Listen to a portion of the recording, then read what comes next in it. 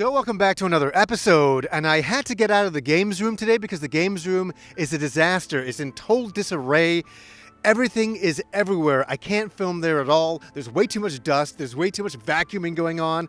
I'm trying to have it done for about Saturday so I can shoot a video of that and have that up for Sunday because I think it's going to be really something else when this is finished. It's going to be amazing, but it kind of gets me out of the games room, gets me into a forest, and it's completely fitting for the game that I'm going to be talking about, giving my first thoughts about my first few hours of playing, and that is The Secret of Mana, the remake. This got sent to me by EB Games. I ordered it a long time ago. It arrived this morning. I was like, yes, finally I get to play this game. And this game is a remake, reimagining of a 1993 classic, one from my childhood. I bought my copy of the game the day it was released, in that launch week at least, and I played the hell out of it. And it's crazy. That was 1993, 25 years ago. I played that game, and I had my friend Andrew over every single day. We were co-oping the game. And I got like a little tear here, thinking that it really was the last of my innocent youth. I just graduated high school, and we were moving on to different things in our lives, and it was the last of just being like a kind of a high school student playing video games. Now we had to become adults out there and get on with life kind of thing. But, so Secret of Mana, I want to get out of the way right away. Nostalgically, I love the game, but I'm going to talk about this new version. How is the new version? It's a mixed bag. There's a lot that's going right with it. There's a few things that could be a little bit better. Let's talk about some of the positives here for a second. The graphics. A lot of people are complaining about the remade graphics of this game, and let me say, I love the original game more than anybody, but I like the updated look. I think it looks really beautiful. I think they did a really good job capturing how the original looked, but in a more modern day form. And I think that they've done a great job with the characters, the character designs. Yes, it's a little bit weird when the characters are talking, but the mouths are not moving. But this is kind of one of those budget titles. This is kind of like the new Square Enix, where you're getting games like Lost Sphere, which is a bit of a budget title. It's a bit of an average type of style of game, and this is a bit of an average game. But I want to say here, I do like this quite a bit. The other thing that I am not in love with is the arranged new soundtrack. I was listening to this and I was like, oh, I don't like what they've done here at all. But the good news is you can turn it off. You can turn it back to the original if you're a nostalgic lover of the original like I am. So that's the first thing I did. The next thing I did is I was listening to the English voice acting online, and it's not bad. It accomplishes it quite fine, but it's not for me. And the wonderful option again is I could switch it to Japanese. I don't know, I felt a little bit more at home. Obviously the original never had voice acting in it, but I just like to hear the original Japanese in there. I just think it made this game seem cooler. The English voice acting kind of made it a bit hokey in my mind. And how is the gameplay? The gameplay is quite good. It's exactly like the original, and I think that's a great thing. There's changes. Obviously, you can move in 360 degrees now, not just up, down, left, and right, which, come on, we needed a modern update on that, and that's a really great thing.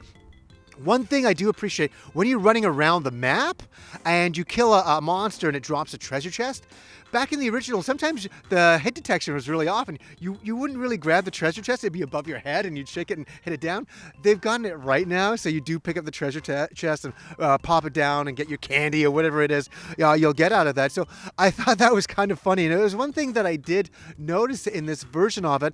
I really want to keep going back to the graphics here. The graphics are really nice. The in-game polygon characters look really nice. They really look like the original characters. Do you remember the original characters had that claymation style of look to it in the instruction manual? Love that look, and I think they kind of brought that into the modern game really, really nicely. So I'm enjoying this game quite a lot, and I noticed some reviews online. People were going, oh, this is boring, this is this and this, and I'm like, you're missing the point. This is kind of a remake of an older game, and I think they're really doing it a service here. I think they're really giving it some love. It's not a AAA game, and nor is it meant to be. It's meant to be Secret of Mana in 2018. This is not, this is a remake of a 1993 game from 25 years ago I played when I was in high school. I'm 44 years old now, and I'm here to say, all these years later, that I'm really enjoying this game quite a bit. I can't wait to play it co-op with my wife. I'm just getting to the part in the game where you do get the other characters. So I'll report maybe back in a future episode about how that kind of goes. But I'm really liking this. And, just to have, look at this, Secret of Mana on the PS4.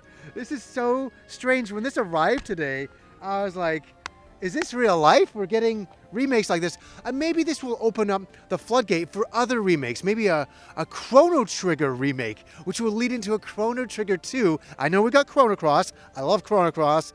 A lot of people didn't embrace that. Hell, I'd even like a remake of Chrono Cross. That would make my millennium. That would be phenomenal. I'm here to say that for newer people coming in and playing this game, I don't know, it might be a bit of a mixed bag for them, but for people like myself, and I know a lot of you out there who played the original, I don't think you're going to be unhappy with this game. I think it's going to hit that nostalgic bug that we experienced in our youth again, and that's what this really is. It's really pulling the heartstrings of our youth that has gone by. It's definitely doing that to me.